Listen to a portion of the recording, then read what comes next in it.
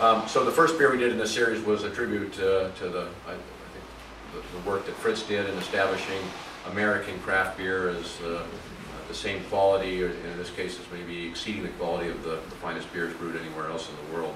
And Fritz was really at the forefront of raising the stature of American craft beer. So that was brew number one. I don't know if any of you saw that up here. It was called Fritz and Ken's. It's a cork finish bottle. It sold out quite quickly. The one we're sampling today is the second in the series, and this was a collaboration with Charlie Papazian and Fred Eckhart and myself. And for those of you who don't know Charlie, Charlie was also very instrumental early on in the homebrew scene. He started the American Homebrewers Association. The recipe for this is really mostly from Charlie Papazian. He had homebrewed a beer similar to this, much lower in gravity, and so as we were talking about what to collaborate on, we had Fred and Charlie and I discussing what beer are we going to make.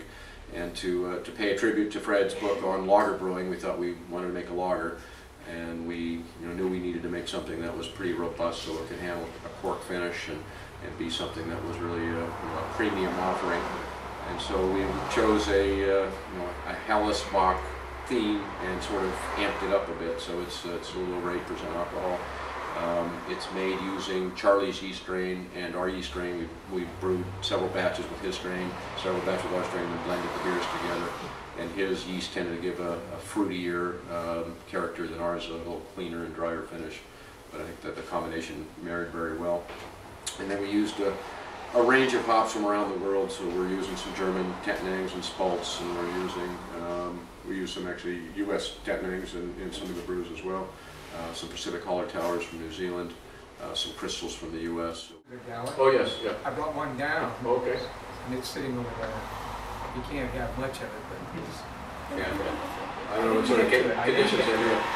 What we did with we had Charlie and Fred and I sort of discuss what we were going to brew, and this is what we've done with all three of them. We in our small 10-barrel brew, we brewed a bunch of variations of the discussion, and then we tasted them and then sort of steered it, and then we brew a 100-barrel batch and ferment it, taste it, and then tweak that, and then we would go for the full production run.